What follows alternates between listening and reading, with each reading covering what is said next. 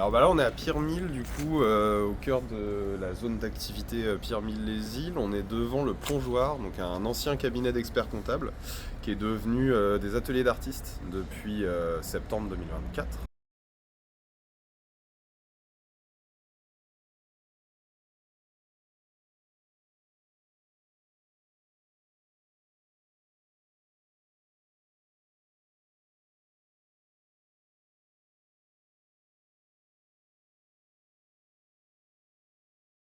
Et du coup bah, on va vous montrer comment c'est à l'intérieur. Moi je suis Arthur Kuhn du collectif Open It. Nous on a été contacté par la mairie à la fin de l'année 2023, donc ils venaient de racheter en fait ce local. On a soumis une étude de préfiguration sur comment on imaginait le projet du lieu. On nous a demandé d'accueillir des artistes pour leur offrir des espaces de travail et puis de les aider aussi sur les questions de professionnalisation, de diffusion, de lien au quartier Pierre-Mille. Donc on a écrit tout un projet sur comment on envisageait de s'y prendre, etc.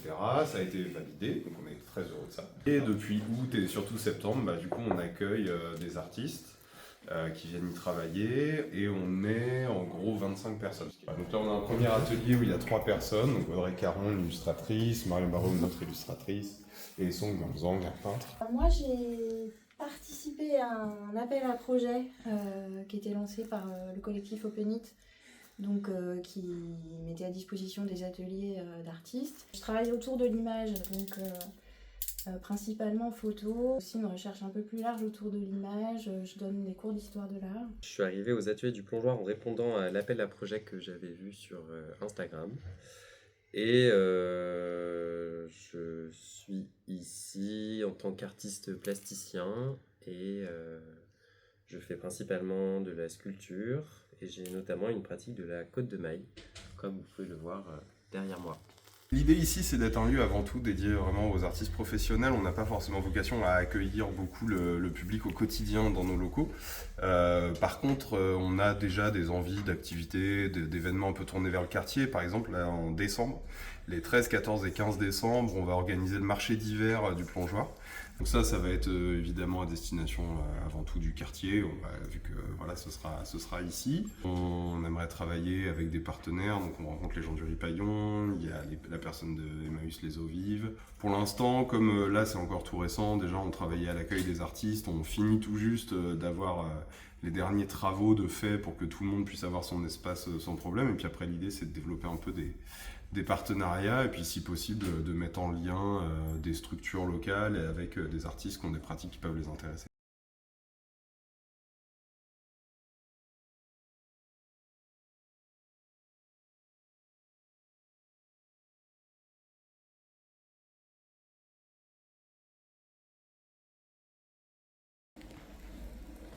Tous en mer.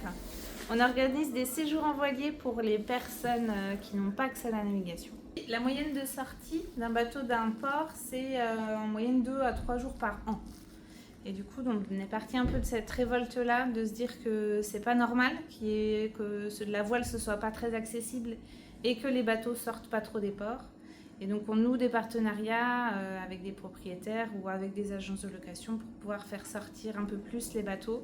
La particularité, c'est qu'on part en lien avec des structures déjà implantées sur le territoire. Donc des maisons de quartier, des centres socioculturels, des associations de réinsertion avec des jeunes, avec des adultes aussi, avec des familles, on prend les enfants, voilà, et aussi des seniors qu'on accompagne du coup sur des séjours sur des grands voiliers habitables. Sur le quartier Pierre-Mille parce que c'est un point central dans lequel on a eu l'occasion effectivement de venir un peu, on avait besoin d'un local avec du matériel pour pouvoir non pas mettre un bateau, mais mettre tout le matériel nautique de sécurité dont on a besoin pour les séjours.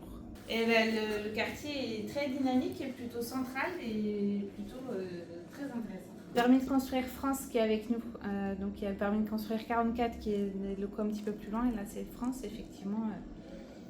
Voilà, on connaissait déjà et ça nous permet de mutualiser aussi cet espace-là, de propositions aussi aux habitants du quartier.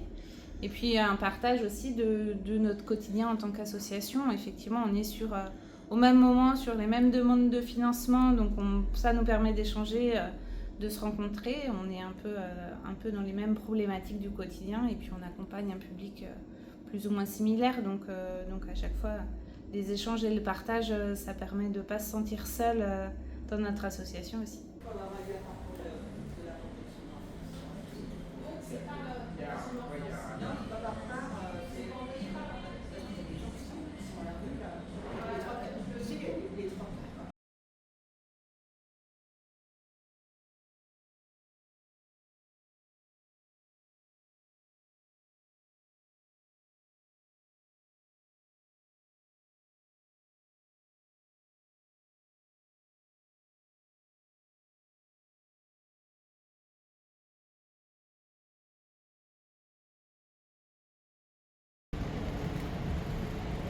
On discute beaucoup, on échange aussi des bons plans de ce qui se passe autour du quartier pour essayer de rompre l'isolement des gens. Le Ripaillon, c'est un lieu qui héberge différentes associations, un lieu d'accueil pour les Nantais et les gens qui habitent dans le quartier. Et en fait, c'est un lieu où les associations ne se ressemblent pas et qui est assez fédérateur. Et puis en fait, ça permet aussi aux habitants de mieux identifier certaines choses des fois qui se font sur le quartier, parce que des fois les habitants y passent, Oui. Ils savent pas forcément quel assaut est derrière, quel dispositif est derrière, comment ça s'est fait, quelle est sa régularité ou pas. Et donc du coup, nous, on a On aussi ce rôle précise, de... on ouais. informe. Et puis on peut aussi rencontrer, comme aujourd'hui, là, par exemple, les bénévoles qui agissent sur le lieu. Donc, l'association Un Petit Bagage d'Amour, c'est à peu près une quarantaine de femmes qui sont réunies pour aider des mamans et leurs petits bébés qui sont en grande précarité. Donc nous, on leur constitue un bagage qui est normé avec tout ce qu'il leur faut pour accueillir leur bébé dans la dignité. C'est ça qui est vraiment important, avec aussi notamment le doudou, qui est vraiment l'objet important des bagages. Et après, elles viennent chercher ici au Ripaillon leurs bagages les vendredis et samedis sur les heures de permanence.